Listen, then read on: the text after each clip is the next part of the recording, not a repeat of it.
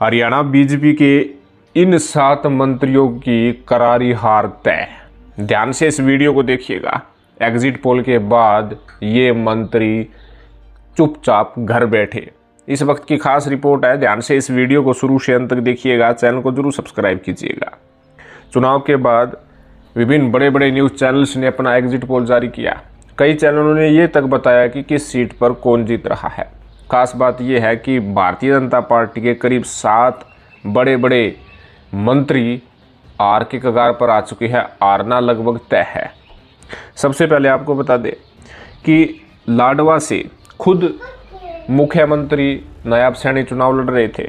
उनका जीतना लगभग तय है एग्जिट पोलों में। वह जो वहाँ का सियासी समीकरण है, वहाँ पर हमने जाकर खुद फीडबैक लिया है कि नायब सैनी वहाँ से आरामदायक जीत दर्ज कर रहे हैं। लेकिन 7 मंत्री हार के कगार पर है।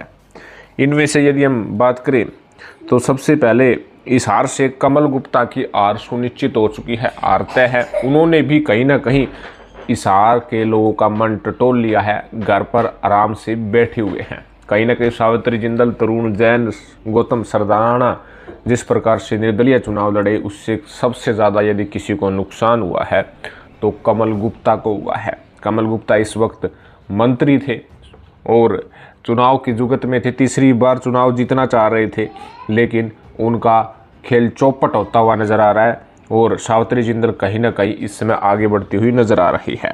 यही हालात यदि हम बात करें तो थानेसर सीट का है। थानेसर से बीजेपी के मंत्री सुभाष सुधा और कांग्रेस पार्टी की तरफ से अशोक अरोड़ा मैदान में हैं। 2019 में मामूली वोटों से जीत हार का फैसला हुआ था। अब यहाँ पर अशोक अरोड़ा मजबूत है, सुभाष सुधा कमज़ोर साबित हुए हैं। अरोड़ा का लगभग जीतना तय है।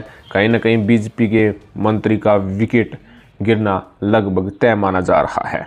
वहीं जगाधरी की बात करें तो जगाधरी से भारतीय जनता पार्टी की तरफ से कंवरपाल गुर्जर मैदान में थे इस वक्त जो मंत्री थे, और कांग्रेस की तरफ से अकरम खान मैदान में थे और आम आदमी पार्टी की तरफ से आदर्श पाल मैदान में थे। बताया जा रहा है कि कंवरपाल गुर्जर का भी इलेक्शन जो था वो कहीं ना कहीं कमज़ोर साबित हुआ है, पिछड़ा साबित हुआ है, उनके अनुकूल नहीं है।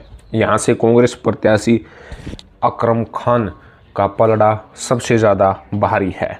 अगर बात करें तो नूंह विधानसभा की, आपको बता दें कि संजय सिंह जो चुनाव लड़ रहे थे, हालांकि 2019 में उन्होंने सोहना से चुनाव लड़ा था, जीते थे और मंत्री बने थे, लेकिन अब की बार इन्हें नूंह भेज दिया जो कि मुस्लिम आबादी वाला एरिया है। यहाँ पर कहीं ना कहीं संजय सिंह को चुनाव से पहले ही पता लग गया था कि उन्हें जो शिफ्ट किया गया है उसमें उनको कोई फ़ायदा नहीं हो रहा है, नुकसान हो रहा है। उनकी हार तय है। यहाँ से आफ्ताब अहमद एक तरफा जीत कर निकल रहे हैं।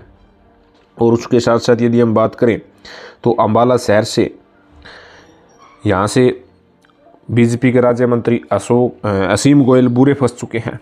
कांग्रेस के पूर्व राजस्व मंत्री चौधरी निर्मल सिंह के साथ कड़े मुकाबले में फंसे हुए हैं। निर्मल सिंह को हुड्डा के करीबी होने का लाभ मिल रहा है। कहीं ना कहीं असीम गोयल भी आर के कैटेगरी से अभी तक बाहर नहीं निकले हैं।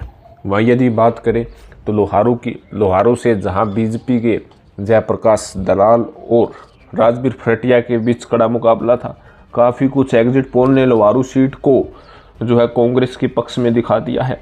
कहीं ना कहीं राजबीर फरटिया मजबूत होते हुए नज़र आ रहे हैं। कहीं ना कहीं जेपी दलाल जो है इलेक्शन में हार के कगार पर आ चुके हैं। आपको ये भी बता दें कि एक मिथ है हरियाणा में कि जो भी आज तक वित्त मंत्री बना है, अगला चुनाव वो हार जाता है, और इस वक्त जेपी दलाल वित्त मंत्री थे। कहीं ना कहीं ये मिथ हरियाणा में शुरू से लेकर अंत तक अभी तक है। इसी प्रकार यदि हम बात करें तो पंडित मूलचंद शर्मा का भी इलेक्शन टाइट हो चुका है। यहाँ पर उन्हें कड़ी टक्कर कांग्रेस की तरफ से मिल चुकी है। इस वक्त मंत्री थे पंडित मूलचंद शर्मा और इस वक्त वे हार के कगार पर आ चुके हैं। उनकी बॉडी लैंग्वेज साफ तरीके से संकेत दे रही है कि इलेक्शन उनका कैसा रहा है। तो कहीं ना कहीं ये 7 मंत्री जो मौजूदा समय में भारतीय जनता पार्टी की तरफ से थे, वे अब हार के कगार पर आ चुके हैं। काफ़ी कुछ एग्जिट पोलों ने इनको हार की तरफ धकेल दिया है। इन्हें खुद भी जो है मालूम हो चुका है कि इनका इलेक्शन किस तरफ गया है। तो आपका इस विषय में क्या कहना है, कमेंट ज़रूर करें। चैनल को जरूर सब्सक्राइब करें। धन्यवाद।